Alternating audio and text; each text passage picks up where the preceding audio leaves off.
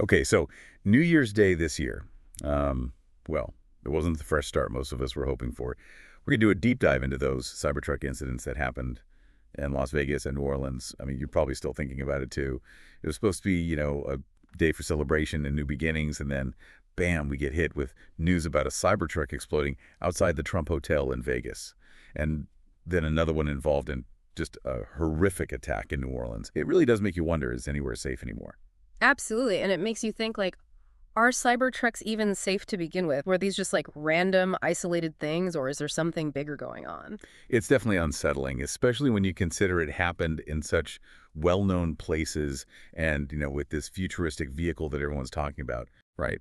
It feels like something out of a movie. But Mhm. this was real life and real people got hurt. Some even lost their lives. Mm. And, looking at the sources you shared, a lot of questions are still unanswered. Could this happen again? If Cybertrucks, ticking time bombs, was this some kind of terrorism? So we're going to take a look at the news reports and official statements you've got and try to figure out what really happened. What does it all mean, especially for everyday people? Yeah, it's important to really look at the facts and try to understand the full story. Those crazy headlines don't always tell the whole story. Exactly. So let's start with the Las Vegas explosion. Mm. Remember all the confusion at the beginning? No one knew if it was an accident, an attack, or if the Cybertruck itself just malfunctioned. Yeah, all that uncertainty makes people scared, and that's totally understandable. Definitely. But then we got that CNN article, and things started to become a bit clearer. A rented Cybertruck exploded outside the Trump Hotel. The driver died, and 7 people nearby were injured.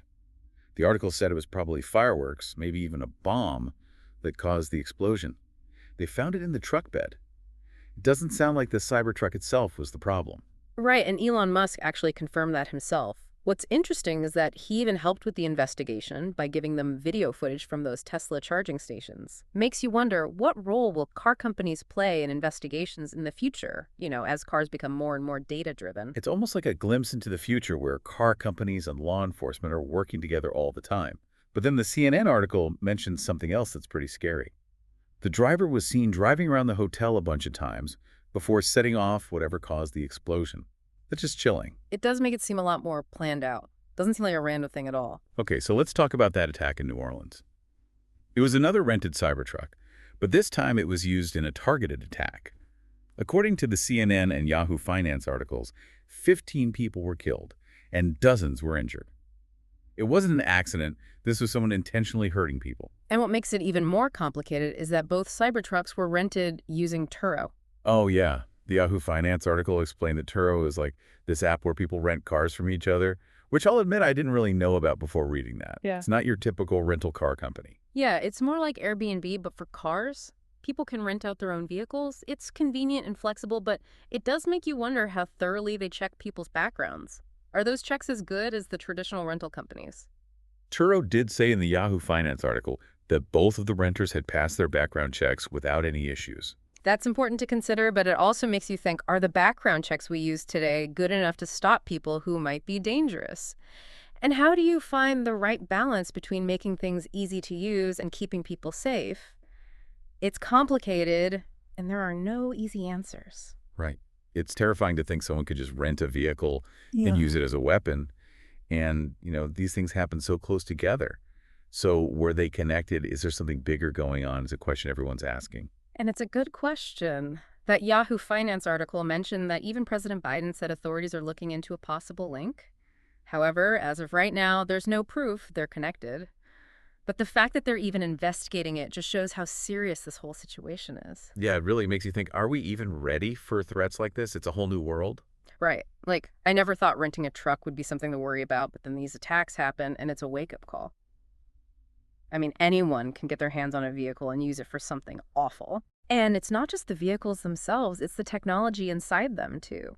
Cybertrucks, with all their fancy software and being connected to the internet all the time, they could be hacked. Wait, hold on. Are you saying someone could, remotely take control of a Cybertruck? It's possible. We can't just ignore that possibility. Imagine what could happen if a hacker got into a car's brakes or steering, or even the gas pedal. That's terrifying. And then there's the whole thing about data. These cars collect tons of information. What happens to it? Could it be used against us? That's another issue we need to think about. As cars become more connected, they're basically giant data collectors. They know where we drive, how we drive, maybe even what we talk about inside. Protecting that data and making sure it's not used for the wrong reasons, that's really important. It feels like we're always trying to catch up to technology. Yeah, We love the convenience, but then these dangers pop up that we never even thought of. exactly. That's why we need to be thinking ahead. We have to be asking these tough questions about security and privacy now before things get even more out of hand. So what can we actually do? It feels so overwhelming. We've got the physical threats, the hacking, and now we have to think about any car being a potential weapon. It's a lot. It's easy to feel helpless, but we're not. We can demand more from car manufacturers and those rental platforms.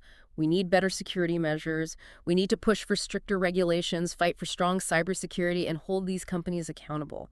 So what, like, write to our representatives, raise awareness online, Yeah. maybe even contact Turo directly. All of that. And it's not just about asking those in charge to do something, it's also about taking responsibility ourselves.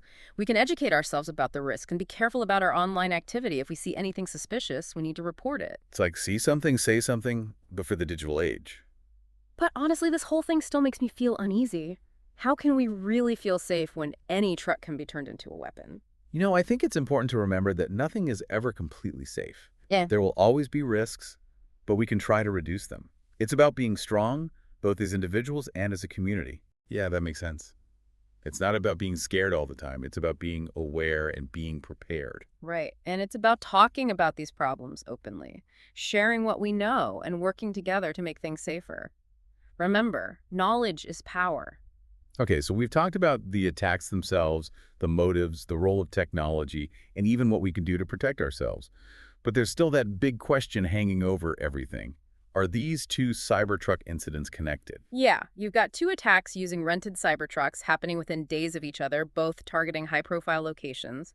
While there's still no official confirmation that they're linked, the fact that authorities, even President Biden, are investigating a possible connection, that says a lot. Okay, so let's say they are connected. What does that mean? What are the implications for everyone? Well, if these attacks were planned together, that means we're dealing with something a lot more serious. It suggests there's a group out there, organized, maybe with a specific goal in mind. They have the resources to get these vehicles and the knowledge to pull off these attacks. That's a scary thought. It's like something out of a nightmare. It does paint a pretty grim picture, but it also highlights the importance of adaptation and vigilance. We can't just sit back and hope for the best. We need to keep asking questions, challenging what we think we know, and pushing for real solutions that address these threats as they evolve. They're not going away. I know we've covered a lot of ground here and it's been heavy, but it's important stuff. Thank you for sticking with us as we explored these events. Stay informed, stay aware, and most importantly, stay safe. It really does make you wonder, how do we stay ahead of all this? How do we keep ourselves safe when the threats are changing so fast? Makes you think, what can we even do as individuals?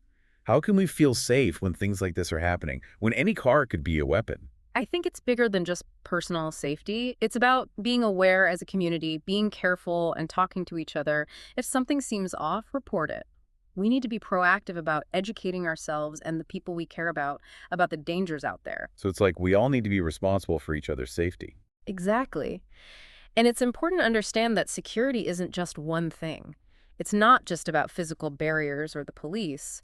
It's about knowing how the technology we use works, being aware of the risks online, and fighting for policies that put safety and security first, especially with all this new technology. It's a lot to take in, but I think the biggest thing I've learned from all of this is that even though the Cybertrucks themselves didn't cause these attacks, they showed us just how vulnerable we all are. Any vehicle can be used as a weapon, and with technology advancing so quickly, who knows what other dangers are out there? It's a pretty scary thought. It is, and it shows us why we need to be constantly adapting and staying alert. We can't just sit back and do nothing. We need to keep questioning things, challenging what we think is true, and pushing for solutions that actually deal with these threats. They're not going to disappear on their own. So if there's one thing we want our listeners to remember from all this, what would it be? That's a good question. I think it's this.